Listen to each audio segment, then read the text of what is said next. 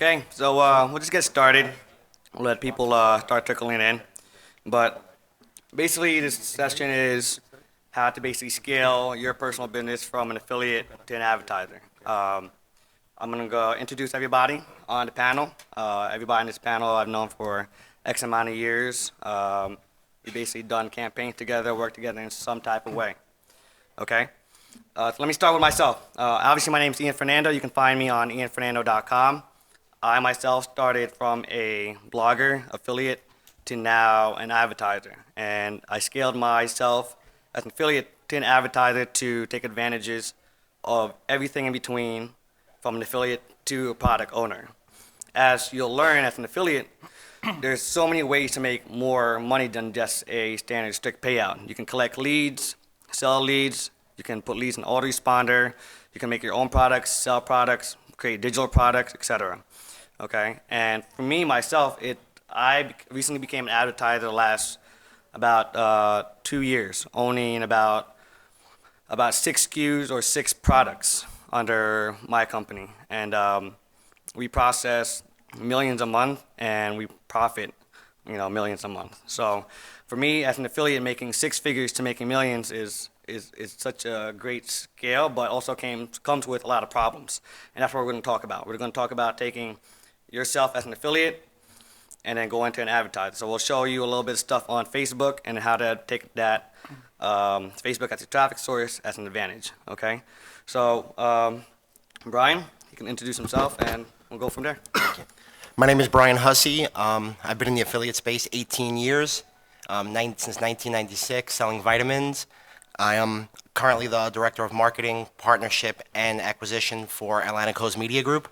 We're a beauty retailer with 8 brands, 50 products, and over 10 million customers worldwide. And I do a little bit of Facebook advertising as well. I'm JJ. I started in this affiliate CPA marketing about a year ago, a little bit over a year ago. And when I had first started, I started part-time, like many of you guys, started part-time, maybe making a couple $100s a day, which was enough for me, at the time, so I could leave my job, never have to go back to work again. And, I met Ian, Fernando, Bryant Hussey, and Derek Lester. And, we all started sharing some good ideas with each other and stuff like that, masterminding and hanging out. And afterwards, I grew my income, and I was able to grow my income from a couple $100s a day to a couple thousand a day. Now we're doing 6 figures every week consistently since October or September. So the business has really been able to grow very rapidly ever since. And the next few moments, Ian's going to share with you guys, how exactly I was able to do that as well. I was able to go from 0 to 7 figures in under a year. Okay, so I was able to do it without having a prior experience in this. So I know that you guys can be able to do it too. Okay, I have a lot of faith that if somebody can be with no knowledge, no experience, no technical know-how about this from the past, if I can do it, you guys can too. All right? Yeah, I just want to add to that. I've known JJ since the 2 years that he's known, and just back and forth. I met him when he was just doing his job, his suit, and now to see his growth within that time frame, just amazing. And that's the best part about our industry. Derek? How you guys doing? I'm Derek Lester from Fourth Grade Media. I started CPA advertising in 07. 08, 09, I started doing ringtones. Fell off there. Took a break. 2010 to 2011. I met up with these guys. They introduced me to paid media. I started getting into that, promoting products such as the ones Bryant owns. And I was able to become successful in like 2012. Did my first 7 figures probably Q2 of 2012, and ever since been scaling up ever since. I launched my own product in 2012 as well. It was a vitamin product, and I marketed it on Facebook. And yeah, that's it. Cool. Okay, so basically the next session is how to go for best step to go from an advertiser. And this is what JJ made, and it's basically a simple foundation. And this is pretty much the basic, and everything in between in scaling is everything in between from an affiliate to an advertiser. There's the lead gen in between, there's the creating your own network in between, there's the call center in between, there is the hiring your employees that's in between. So the foundation is basically knowing how to market first, really. Knowing who the audience is, understanding the audience, who the audience is going to be, who are your sources of traffic you're going to be using, and then the scaling part, obviously, and then the advertise, having your own physical item or a digital product, and then using your skills as a marketer to actually market your own product, okay? Now, this is basically a simple foundation. Research your products, building the campaign to at least 1K per day at least. To me, you can do it probably under $500. This way, you actually can build it up slowly and then ramp up later, okay? Horizontal versus vertical marketing, and penny clicks versus profitable clicks. So we're gonna go through that on a slide per slide basis. So foundation, ad optimization, landing page optimization, campaign optimization. Ad optimization basically is trying to figure out what creatives work versus text versus images versus video, pre-roll, pop-up, pay-per-view, contextual, contextual ad links. It's so many things you can do to optimize your ads. Any guys want to add to ad optimization? I would just say, I'm sorry. I would just say the biggest thing is don't be afraid to lose money, because you will lose money. It's a learning process. I agree. Okay, so let's see. Can I add to that? Yeah, go ahead. And just make sure you guys try to test accurately and know, exactly where your clicks are going, where they're coming from. Have sub IDs on them, because it's very important when you're running the campaign, which ad is performing and doing which, exact performance on that ad. So tracking is, vital and key. Correct. Yeah, that's gonna be in the slide later on. So, but yeah. Yeah, actually, let me add into that.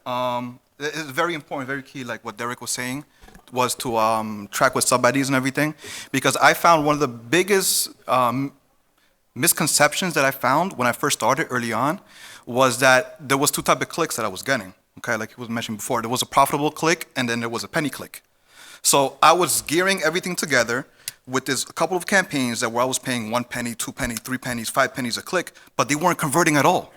Now I also have campaigns that I pay $1 a click, $2 a click, and they're converting very well. I'm doing over 100% ROI on that every single day.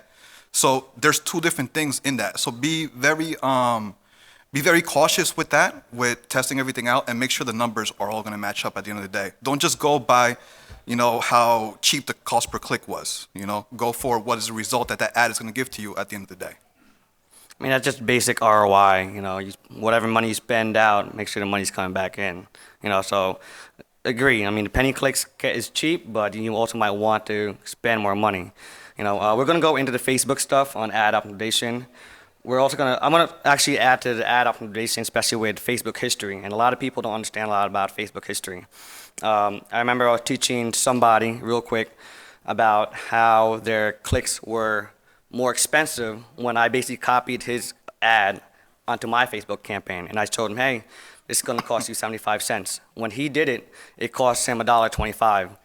And the reason for that was because him being maybe a novice affiliate marketer or marketer, he had bad Facebook history. He was spending X amount of money on clicks, but ads weren't getting clicks, weren't converting, and that's the reason why your clicks go up. If there's a discrepancy with the same exact ad between two different Facebook accounts, it's because you probably have bad history or good history on Facebook. And that plays a huge, huge role on your CPCs, okay? So let's continue on this slide. Ad optimization, test ad value chain with no more than 3 ads per ad set, test ad copy, call to action button, and image. This works 2 ways. You can do 3 ads per set. I like to do everything in bulk. The reason why I do everything in bulk is because I can test everything, and then within probably about a day, I can have all the variations I need and figure out what I need. But doing it in bulk is also dangerous because it's very costly. Doing 3 ads is more of the safe side, understanding what is really going to work. Is it going to be your images? Is it going to be your text copy? Is it going to be your ad copy, etc.? Me, I like to set a bunch of ads and then figure out what works later on. I'd rather take the risk and investment, figuring out what's working, get my data, lose that money, and then make sure I have all the information and then decipher for that information later on. Okay? Add on stage, create your posts, select your fan page. This is with Power Editor. I haven't really used Power Editor that much. You guys want to go into Power Editor? Well, within Power Editor, you can create many ads, and you can create them in bulk, like he was saying. So through Power Editor, you can create different types of ads, okay? One of the ads that you can create is for your right column. Another one that you can create is for video ads, newsfeed ads, for clicks to website. You can also do what they now have that they just started, which is the Facebook Partner Mobile. So what happens is that you can now place your ads in other people's apps that they have on their Androids and their iPhones. So now there's additional space where you can put in your ads, and you can get a lot of traffic through that as well. So in this slide that Ian has up is about creating the post. This talks about how you can basically create a newsfeed ad, okay? So you click on Create Post, and then from that, you can click on the different types of call to actions. So if you see there's different types of call to actions, one will say Shop Now, one will say Learn More, Sign Up, Book Now, Download. So there's different types of call to actions you want to test out because each one of them is going to give a different type of traffic. Then you would just put in your URL there, your text for the post, the link headline. You put in the display link in there and the description in there as well. Now the good thing about using Power Editor to do your newsfeeds ads versus the regular ads manager is because you're able to put in a lot more characters in there as well.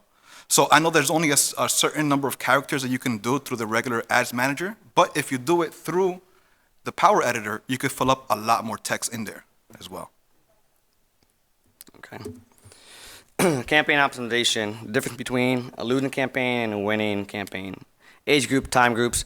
I know, who here has had really used Facebook in depth? Facebook ads, raise your hands.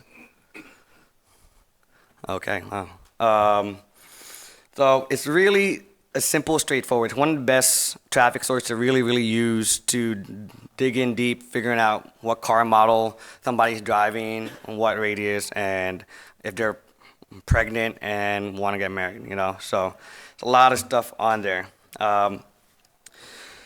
Let's see here. We got frequencies, start date. Anyone you want to go into this one?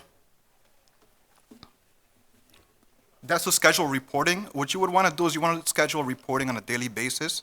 And the reason why is because you want to see the breakdown on a daily basis towards different data groups. So click next. So once you create the scheduled report, you click on Edit Columns. Next. And then in there, after you edit the columns, you could pick which kind of data is it that you're looking for and which way do you want to break down the reports. Okay? You could break it down by age and gender, which is my suggestion to you. Break it down by age and gender. You'll see that there's a certain age group that will be able to, that will give you the most clicks. And that age group, the cost per click is a lot cheaper than the other age groups as well. So after you run your campaigns for a week or two, you want to look at your reports and see how they had changed and look at the overall report for the 2 weeks and then separate the two campaigns and do it narrow to just your cheapest cost per click. Okay. Good. So this is an example of how it would look like. It'll say basically the number of clicks per age group. So if you see here in this situation, it said out of 114 clicks, the majority, 35 of the clicks were from 18 to 24. The other were from 25 to 34 and 35 to 44. So then you would want to test it according to that.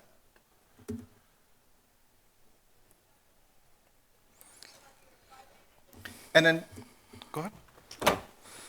Okay, landing page optimization. I do this a lot, and it's really important. And landing page optimization probably would be the one that basically takes up most of your time, I think. You have to test colors, the characters, people on the page, your context, your language.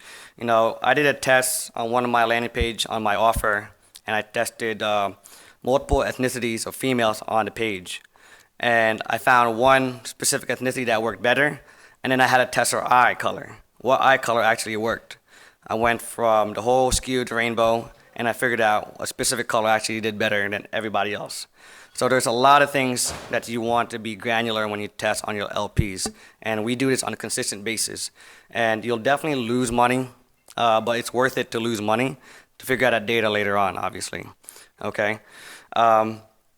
So you can go from border colors to your ad to LP to background or gradient to soft.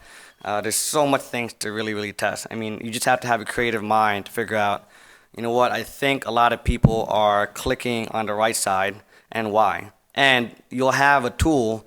I personally use visual website optimizer. There's Optimizely as well. There's Crazy Egg. There's ClickTail. There's a bunch of stuff that can help you figure everything out. Okay? Ian, I'm sorry. Yeah. And additionally, I run about probably 300 different landers at the moment. The first thing to do is obviously, establish your control. What's the benchmark? What is, let's say 10% conversion rate. Also, when you're testing, I mean, I'm sure you guys know this, but don't test 2 elements at one time. So if you increase conversion and you're testing multiple elements, you don't know why. 1 element at a time versus your control. And I don't know about these guys, but I'm big on statistical significance. So I may run, 100,000 clicks to a page before I determine a winner. Yeah, I agree. I mean, this comes back to, I do it totally different. I do bulk testing, like I said. I do multivariate testing where I do a bunch of tests on one page. I figure out the control later, and then I'll start doing everything very granular, like hair color, eye color, etc. So, okay. Okay, now this is the best part here. I think this is where we all grew personally, from being an affiliate to where we're at right now. And it's basically scaling the business. It's basically scaling who you are as a person, who you are as an affiliate marketer, as a marketer itself, and going from an actual affiliate to an actual product owner. Okay? But this one is specifically only for Facebook ads, right, JD? Yeah. Facebook ads. Okay, so, you can take this one away. All right, so basically in scaling and increasing your cash flow, one of the things that you want to do is you want to scale across multiple accounts. You can use the same campaign, the same ads, or work generally the same across multiple accounts. So that's one way that you can do it. Another way that you can do it is through invoice accounts, okay?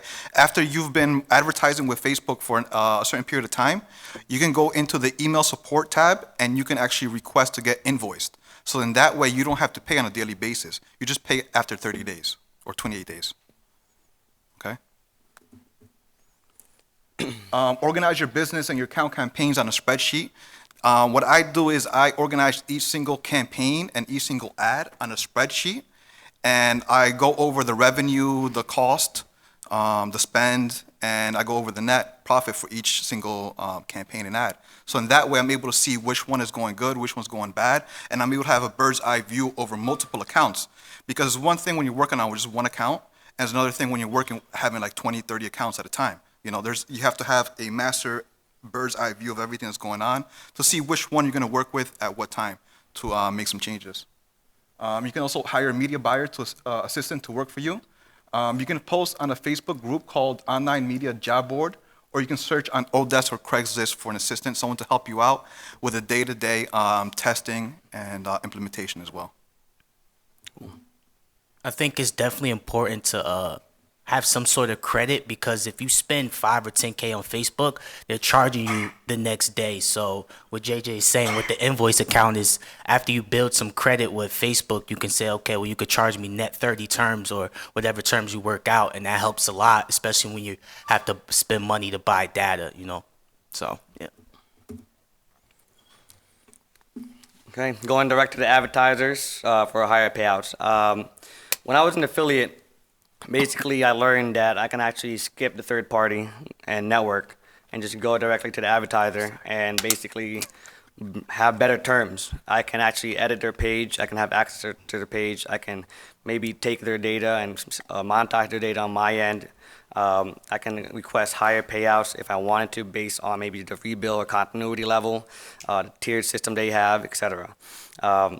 So it's much better to go directly to the advertiser, because you can really negotiate terms much better for an affiliate, And then by the time you get your own product, you're the boss, you know. So, JJ wrote here, check your links on whereitgoes.com to see the entire path of your affiliate links. And this site is really, really important because you'll see multiple hop links from your affiliate link. And the problem with multiple hop links is the delay of the page load and who is brokering where and who's brokering. Let's say Brian's offered to 5 networks. Instead of going through 5 networks, you probably go to 1 network, or you can try to contact Brian and get his offer directly. I think it's very important that you also go direct with advertisers. One of the things that I did notice is just from switching from working with the affiliate network to the advertiser, I saw an increase of sales. And the reason why is because I later found out was that my affiliate network didn't credit me for misconversions. You know, there's no such thing as 100% pixel firings all the time. So what I do now with my advertisers is that they send me a daily report of conversions where the pixels didn't fire. So I was able just to make more money from that. I mean, alone from that, you know, your payout can go from, I don't know, like $30 to $50. You know, so it can be a very big difference for you to be able to make a lot more money. And they're more generally open to paying you out faster as well. I think everyone has to start somewhere, though. I know me, myself, as a direct advertiser, if a brand new publisher came up to me wanting to work with me, I would probably send them through a network. But once they have, you know, established credibility or stuff like that, a performance, then you cut out the middleman. Everybody, you always want to, you know, cut out the middleman as much as possible. But, you know, we definitely have to start somewhere. And, you know, affiliate networks, they play as banks. And that's why most people use affiliate networks. Shameless plug, but continue.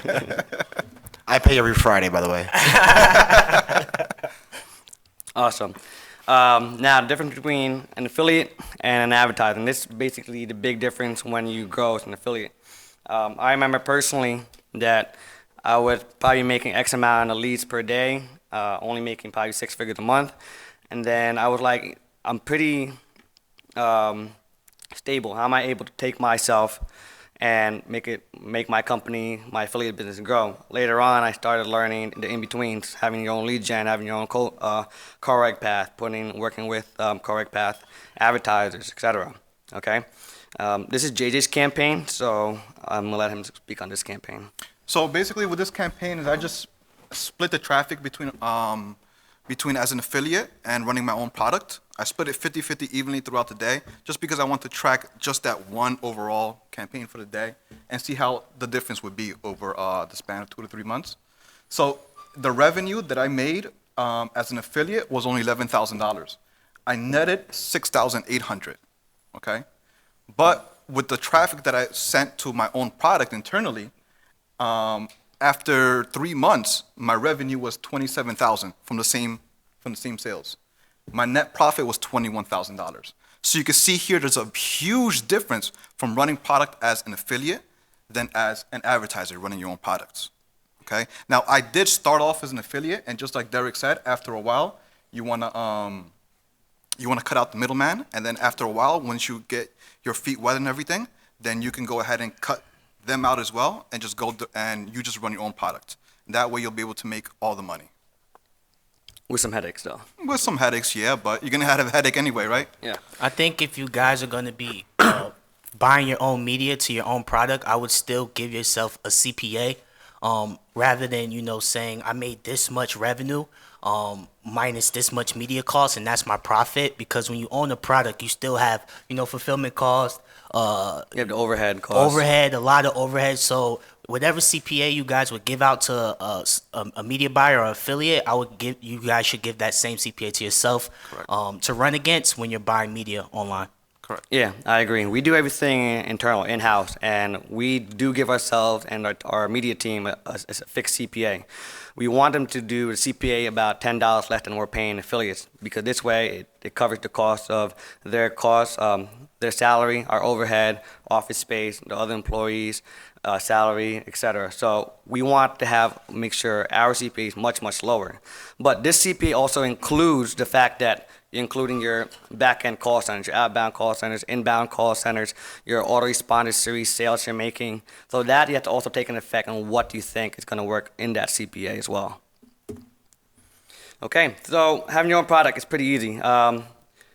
basically find yourself a private label provider. We done it on the basis because it's a simple way to have your own physical product without really doing the research. Finding a source that's already did the work, getting approved by either the FDA or whomever, and then all you gotta do is slap your own label, your company name on it, and then run traffic to it. Okay. Next one is merchant services. You need to be able to accept credit cards. A lot of people start out doing and using PayPal. The only problem with PayPal is that they can freeze your account when you do too many sales. And if it does that, you're out $5,000. They'll freeze you around $5,000 when there's too much of a rush of income coming into PayPal. And then you have to fight PayPal, which is probably going to take 90 days. You're basically losing money right away. So there's a bunch of merchant services here at Affiliate Summit. I would basically talk to them, get a cap. What you need to also understand that I've learned is that you need to know how to read their statements because there's effective rates that will basically actually make you lose money, technically. You want your effective rate to be around 3% or less, I think, personally anyway, from my experience. And you want to make sure that there's a minimal reserve as well. There can be a reserve of 10%, which is about default for almost all the merchant services. If you negotiate with them hard enough, you can probably get to 5 or basically down to 0. Okay, and you need a CRM. I personally use Limelight. I'm not sure what these guys use CRM, but you need a CRM that handles customer care, that will be able to redirect all the customer leads to basically a third-party vendor. Maybe if you're selling the leads to a call center, or maybe you need to do outbound calls, maybe employees. So you need something that handles everything in between, where you can access the data for your employees and everybody else that's accessing the leads. So, anybody else want to add to this? Yes, I would say also realize if you have a straight sale offer or a rebill offer. If you have a rebill offer and your campaign is working, don't scale it right away because, you have an effective rate that you paid for the media. However, you're only collecting $2 on day one. So you have to wait to see, that traffic source, how the rebills come in. Because if I'm paying $50 for orders and my average billing iterations are less than 1, I just lost money on every single one of those customers. So once you get the media to work and you do own a trial offer, you probably have to take it slow for at least 90 days to see the quality and the average billing iterations and whatnot. Okay, cool. Next is the affiliate management system and affiliate network sales. This really doesn't pertain to me since most of my stuff are all internal. I run my own traffic. I have a team that runs my own traffic. But they're a third-party vendor like Derek, you can give your offer to, and they'll find traffic for you. They'll find quality affiliates for you to run your offer. Okay. I guess Derek, you want to take this part? Okay, so affiliate management system will be like your has offers, your cake, your link trust, your hit path. And essentially what it is you set up your product there. And then if you want to give it to affiliates, you have affiliate A, B, C. You could all pull their link and just give it to them. And then they can go and promote your product for you. It'll track. You can have your revenue. And then you can have the CPA that you give them so you can see your profit as they're promoting the product. Affiliate network sales? So basically, you can contact other affiliate networks and place your product on their networks, okay, to be sold by their affiliates.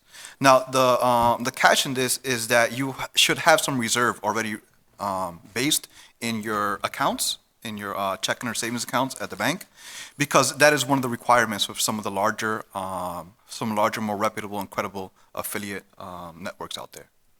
Okay, but you could definitely approach a lot of these affiliate networks, even here while you're here at Affiliate Summit, and just get it ready. Just say, hey, I have a product that might be coming out in the near future. Who is the key person I can speak to about this? And then just touch base with them. So over the next few months, you could bring out your own product, and then you could put it on their network. The only one statement I want to say to network sales is work with only a small few. Don't just give your product to everybody, because let's say you have a merchant processing account and you can only process 100K.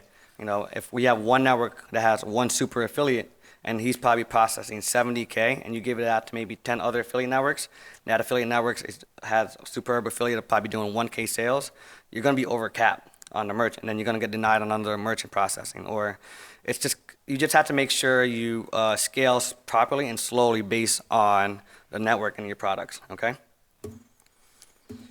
Okay, so basically that's it for us. I'm gonna make everything Q&A now because it's your session. You ask us questions on how to start your product, downfall of the products, affiliate, Facebook, anything you want. So, do we have a microphone for somebody?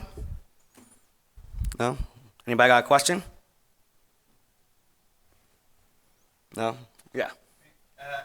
Do you, when you, why do you hire the media buyer to help you with what? Well, I mean, there's a lot of stuff you can do. Like, for example, I don't like setting up a campaign. I like looking at numbers and running the traffic, right? So I don't really want to set up 100 campaigns. I'd rather just take a look at 100 campaigns, look at the numbers, and decipher it that way.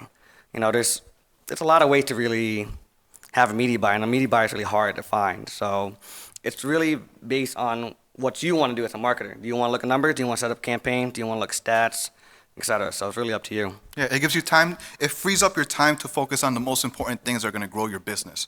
You know, focusing more on where you're going to be next month, 3 months from down the line, further developing your funnels, you know, things like that. So that's why I do it, you know, so I can have more time to focus on what is really going to make my business grow, and not just the nuts and bolts of the everyday things that I can easily have someone else do it. Yeah. You know? I mean, I went from a three-man business, one-man business to a three-man business. Now we have about 8 employees, you know, and we're still looking for media buyers to run more volume. So just things that want to grow your business. You're basically scaling yourself, technically. Okay.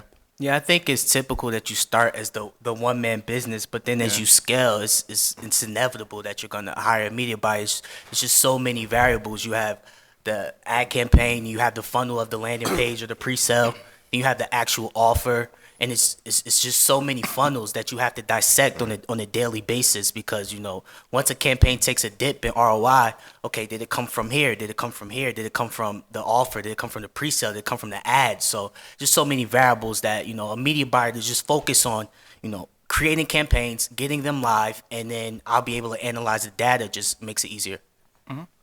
Yeah, additionally, you know, look at a business owner and say, you know, how valuable is my time? Should I be setting up email campaigns or making business decisions? Making deals. Yeah. Yeah, one of the things I had one of my people for, or media buyers for, was to set up campaigns, like he's saying. And for the everyday things would be like day parting, you know, just running my campaigns and pausing it. You know, that was one of the big things, especially because, you know, throughout the world, there's so many different time zones that I work in several different countries that there's, you know, it's 9 a.m. somewhere all the time. So I always had my people doing that. But now Facebook actually came out with something new that's you could schedule day parting now from within Power Editor. So that's something that has been a big movement for me in my business, because now that alleviates one step of the process for my employees, where they can focus on other things, you know, getting some new different angles with their ad images and stuff like that, or their ad copy, which is a lot more important to me than just, you know, starting and pausing a campaign. Cool. Okay. Next question. Yeah. So yeah, you guys mentioned that it's beneficial to spread your accounts and campaigns over your funds, I guess, over multiple accounts when advertising with Facebook. Why is that necessarily beneficial? And with that, is there separate pages then linked to each account, or do they all link to one, you know, universal Facebook page? Or I mean, how did you do your strategy? Because mine is totally different. Also. I think I'll start with that. I think it's because it's Facebook. You know, it's so many variables. It's hard to pinpoint. You know, this is because of this. But I've noticed that if I have, you know, one campaign on this account and the exact same campaign on another account, I may be paying less CPCs on the other account. And so I think it's just good to test across multiple accounts to make sure, you know, you're getting the best ad campaign going, the lowest CPC possible, you know, et cetera, et cetera. I just do it so I can spend more money and make more. I mean, so that's why I want to do it at the end of the day, right? Yeah, they also set limits, like, you know, one Facebook account daily spend limit may be, you know, 5K, 10K, or whatever. So, you know, if your campaign is above that spending limit, then yeah, you would scale across more accounts. I actually do it for a different reason. Every once in a while, Facebook decides to decline my ads. So I'd rather get, you know, a portion of my media shut down than the whole thing. I said, why is that? I wouldn't know. Yeah, Yeah. so they're very anal on Yeah. small stuff. So Yeah, it's very, very important.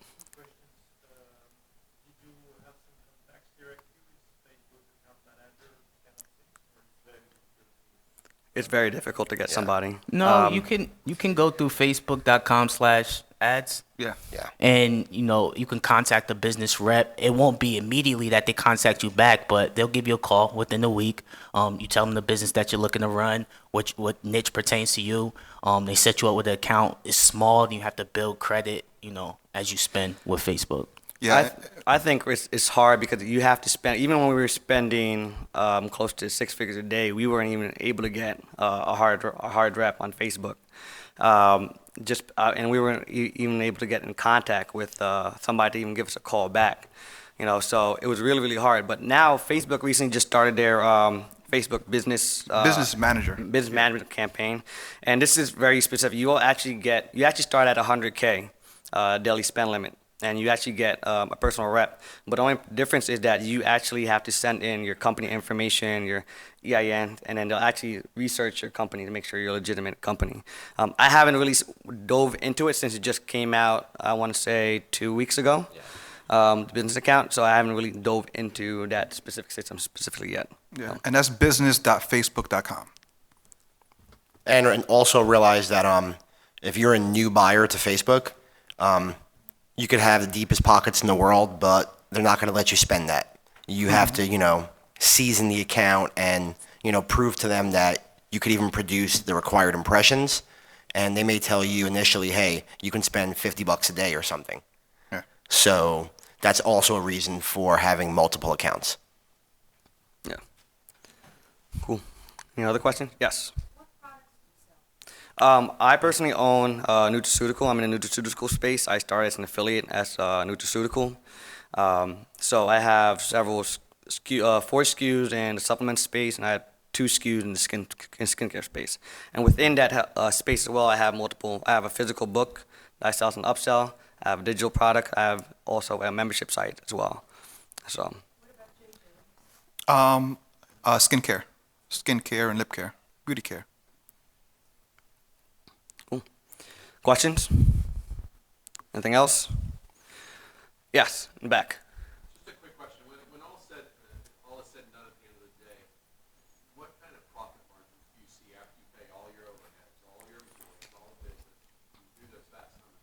What's a reasonable profit margin expectation? So, I'll do my last year numbers in my head. So, usually a business is profitable when they do 20%.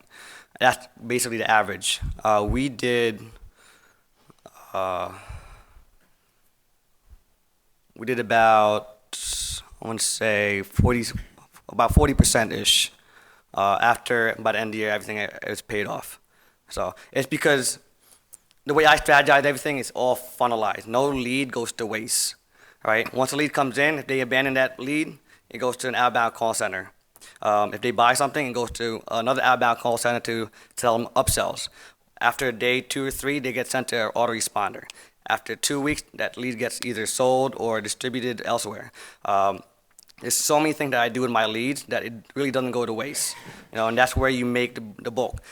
Especially when on trials, like we were paying our affiliates about $65 on CPA, and we don't make money on the front end. So our money is based on the back end funnels, on our one-click upsells, the way I basically funnel all my leads from call center, inbound, customer care, autoresponders, upselling them to other affiliate offers, creating products that they want based on what they say to customer service, etc. So that all plays an effect. We were saying earlier that you have to give your team a specific CPA, and you can't just go by the CPA on longevity of your customers. You have to figure out that CPA based on your full company. And it's really hard to figure out the CPA on your full company because of all the funnels you're adding in and out. And one funnel might not be good enough. Maybe you want to add 2 other funnels into it, and that has to play a role into your CPA as well. So I think there's no specific answer to that, but I know the reason why I love this industry is because there's no limit. Sky's the limit. If I want to do 100K this weekend, there's nothing literally stopping me. So, it's week by week. It's also volatile with this industry, but definitely, whatever you want to walk away with, you can do it. You just, have to do it. Cool. You had a question here? Yeah. Do you buy traffic from Facebook and other sources or only from Facebook? No. Basically, Facebook and Google are our two biggest sources. But we do buy everywhere else. We buy PPV, contextual, DSPs. We go through exchange networks. We're even advertising on Bing. So we try to use every traffic funnel, but we also leave out a lot of traffic funnels as well because quality traffic can be bad, versus Google and Facebook. I think they're the two most biggest volume hitters when it comes to trying to get traffic. Yes. You mentioned about the call center. Can you talk briefly about how you found one, how you got it set up, all that kind of stuff? Yeah, so the call center is pretty easy. I mean, I think there's two here. I actually personally know a friend that actually had a call center, and I basically just asked them. What's going to happen is they're going to give you either two types of call center. You're going to get a dedicated agent, or you're going to have a ring robin type of a call center. And when I first started out, I got a ring robin because I didn't know how much sales I would actually push. So a ring robin basically means when a call comes in, any available agent that's on the call center, Ian Fernando's product pops up on their screen. They get a script and they start pitching. Now we have dedicated agents with our call center. We even have about 4 in-house agents, so we can figure out why people are calling, and then we can actually escalate any issues and fix that issues prior. The call centers, you want to probably negotiate pricing. Some call centers, they want to take a percentage of sales. They want to do on a fixed hourly rate. They want to do it on maybe per minute on a couple cents per minute on per call. So there's a lot of stuff. My model right now is we have fixed agents with this one third party, and we pay X amount of cents per minute. So let's say our call volumes are down, we only pay for whatever they're answering. So, Anybody want to add that? I would just say that make sure if you can try to find multiple sources of call centers when you price compare, because when I started my product, I was stuck with one call center.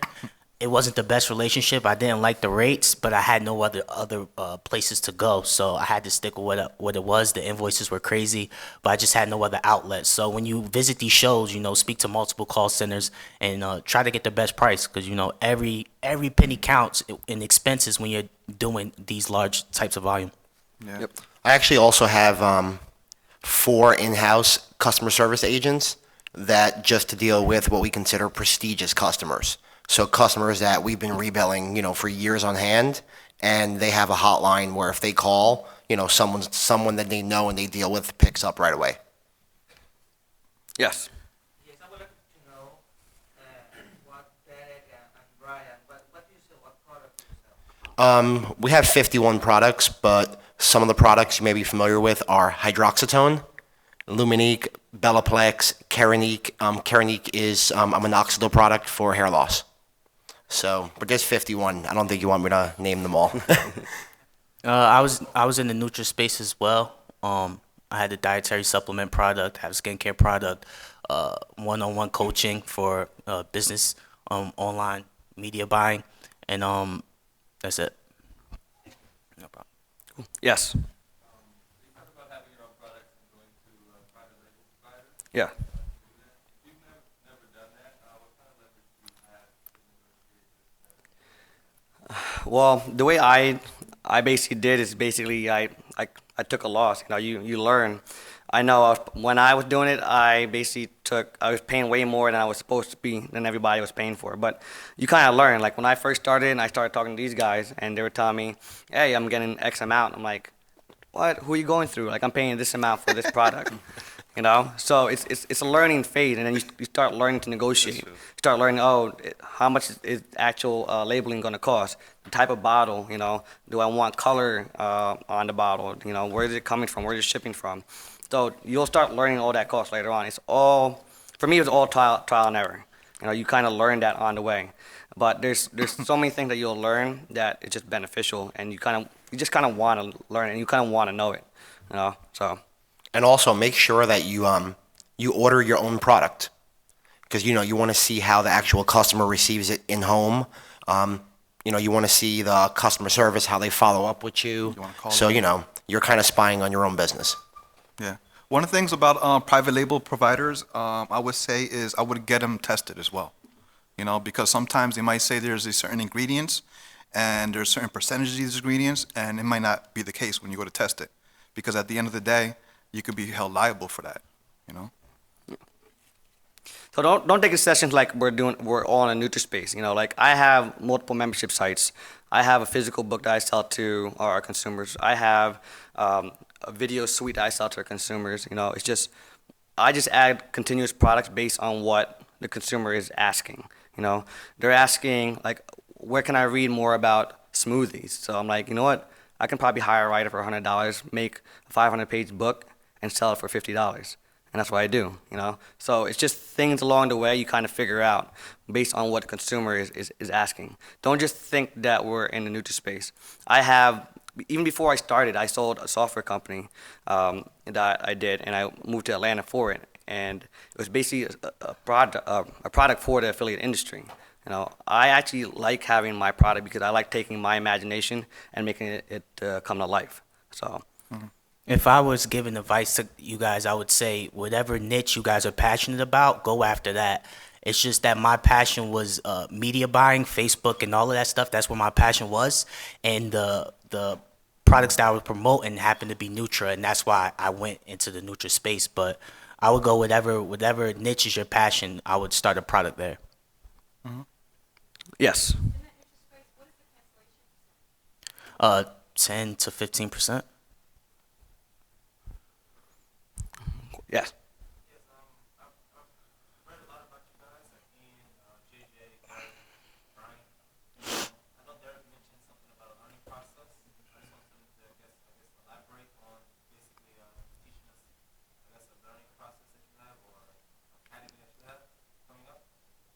Learning process.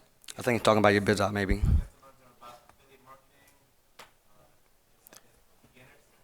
The one-on-one coaching. Yeah. Okay, so yeah, essentially, so I just take, I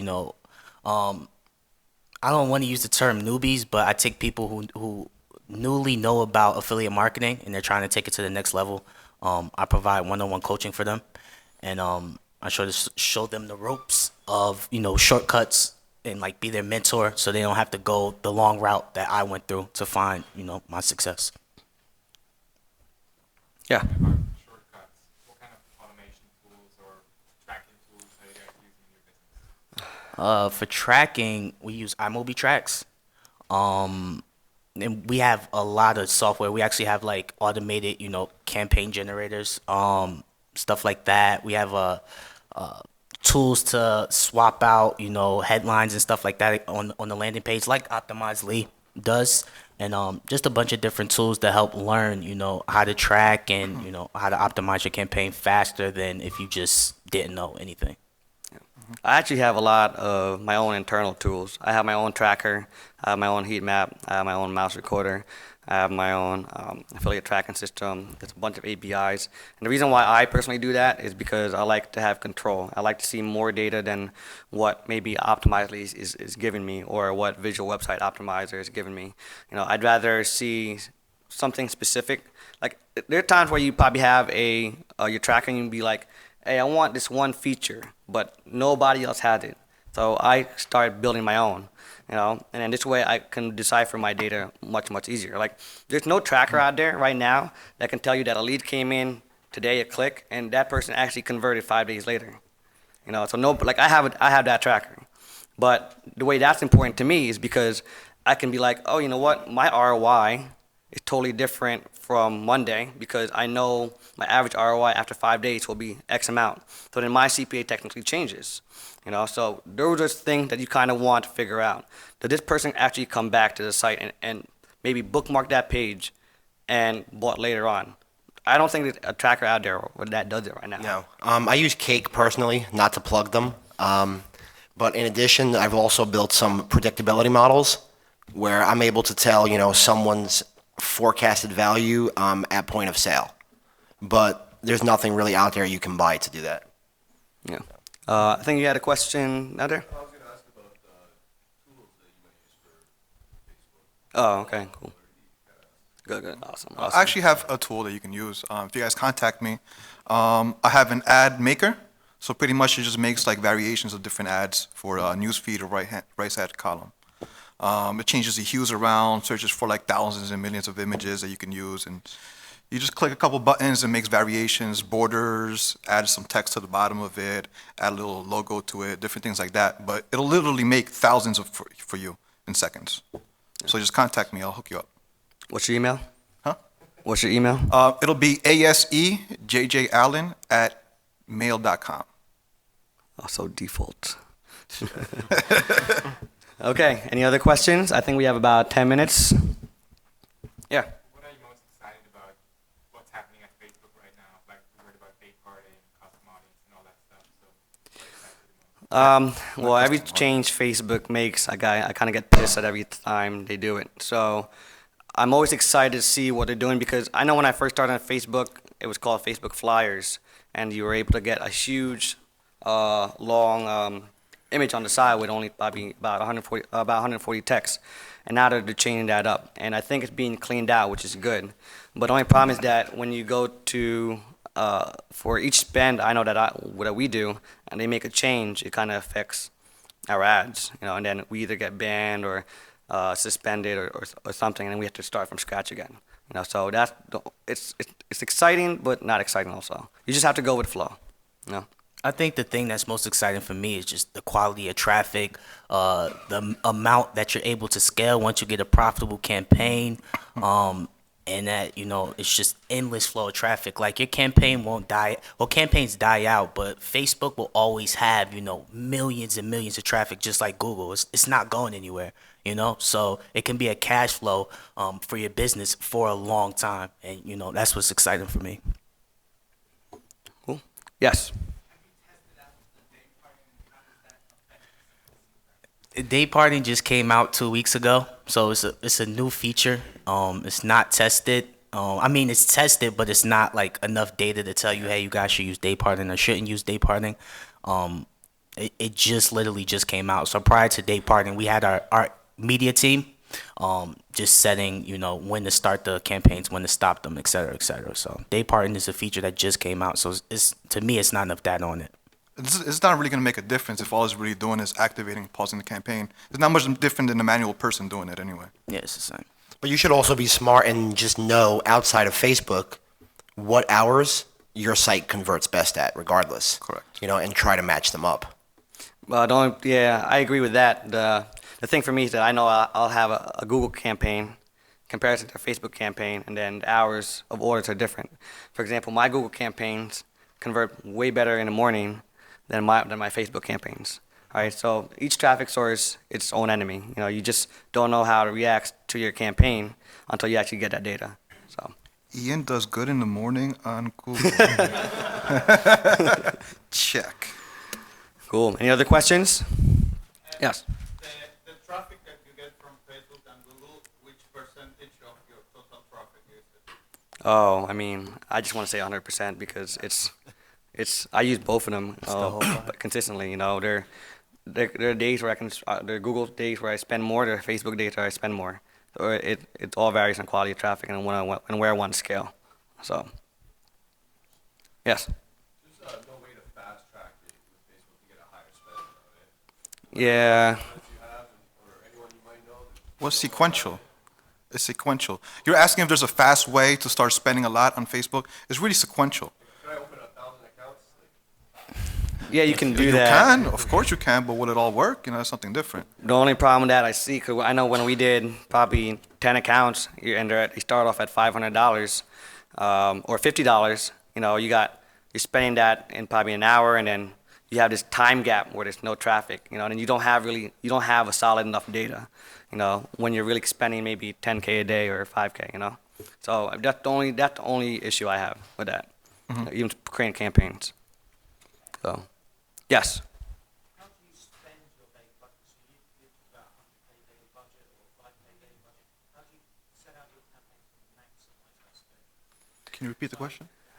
How do you maximize spend? How do you? So you want to spend all your money to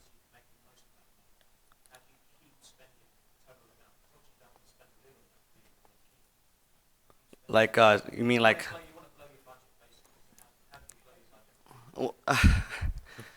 I mean, it's hard to really blow. All right, so to answer that question, it's tricky because okay, so let's say you want to scale to 100K, you just got a profit campaign, you want to maximize your profit, right? So you go to increase your budget, but then what happens? Your CPC inflates, right? So when your CPC inflates, that dilutes your ROI.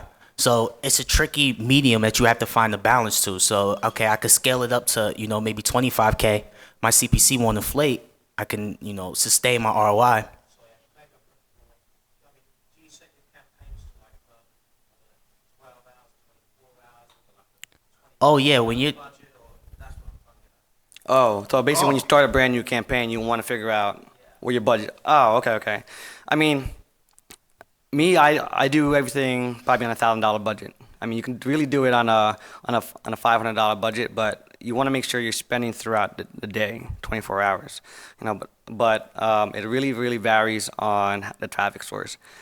I think once you figure out your budget on 1,000, you can really scale up a little higher based on the data you're getting. If your CPCs are going to be fluctuating throughout the day, and you went from an average of 20 cents to 43 cents. I mean, that's where you have to figure out. Let me stop it during lunchtime for a day, figure out what my average CPC is, then let me start it again tomorrow from lunch to midnight, and then figure out what my CPC is. I mean, it's so many strategies that you can do. Like, that's just one strategy. Yeah, that's case by case. Like Yeah. I wouldn't say you need to start off with $1,000. You can test a campaign with 50 to 100 bucks. So it's just case by case. Ian probably spends $1,000 just because where he's at volume wise, he doesn't want to waste time. He's trying to get to that. Data quicker.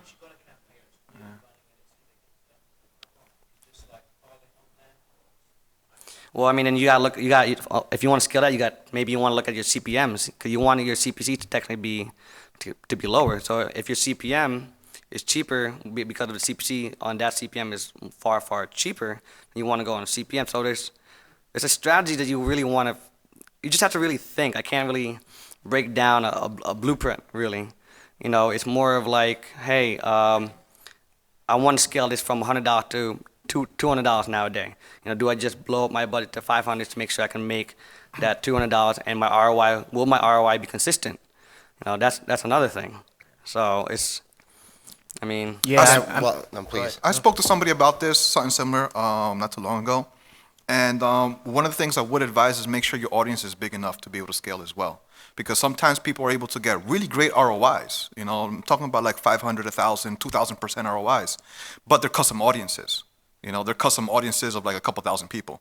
Honestly, you're not going to be able to scale that up. So just make sure that you have a large enough audience so that when it works, you're able to just scale it up. So when I target, for example, I don't target all the interests and stuff like that. My only targeting is the gender and the age. Because at the end of the day, what's really going to target the people that you're looking for is your ad. Is your ad image, your ad copy. That's what's going to target the right audience. Just like a newspaper. There's different verticals in there, but it always attracts the right person at the right time when the ad is speaking to them. I totally agree. I mean, when I was an affiliate, there's two types of affiliates, I think, in this industry. There's a high volume affiliate that will bid on a non-keyword base that probably doesn't even pertain to the product because he wants that volume. Because the ad, like JG says, will do the marketing. Whereas there's low volume affiliates that are niche specific. They want to target pregnant women that are 40 years old, that drive a Honda, so that basically is condensing your audience. But that'll probably give you a higher return because you're targeting somebody specifically. Me, I'm a high volume guy. My ads do the talking, does the selling. Whereas you can use the perfect audience to really capture who your leads are. So those are the type of two marketers or affiliates I think that are in this industry. You can go niche all the time, only have maybe a reach of 1,000, but you're doing that 10 times. Whereas I like to just bid on house, on a diet supplement, where it doesn't matter what the keyword is, because my ad is going to be doing the talking. I think that's the difference between the affiliate and the advertiser. So affiliate, you don't own the data. You only get paid the CPA. So you want to make your most profit margin as possible. That's why if you spend 1,000 and make 5,000, that's great for you. But when you're an advertiser, you own the data. You can monetize the data. So you're looking to just spend as much as possible because you in turn have a greater CPA you can work off of. So. Yeah. And I would also say don't depend on the spend. There's plenty of mornings where I want to test campaigns and I say I'm going to spend, I don't know, 20K, 30K today, and Facebook just doesn't serve me. Oh yeah. Yeah. So if there's situations where you just don't get served, don't worry, it's not your ads, it's Facebook. Mm-hmm. Yeah. Cool. I think, yeah. Last one. Between the four of you, is there a preference on all kind of running the same kind of thing? CPC or CPA? It's data driven. Yeah. It's all data driven. Yeah. I'm CPC. Yeah. Manual CPC. Yeah. That's just my forte. You can do, that's, to each his own question. Cool. Okay, so at this time, the time me to hold the time card up. So again, thanks you guys. We'll probably just be walking around here, and if you have any other questions, just hit us up on Twitter or any of our sites. So let me know. So thank you guys. Make sure you guys put 5 on the card. Thank you. Thank you.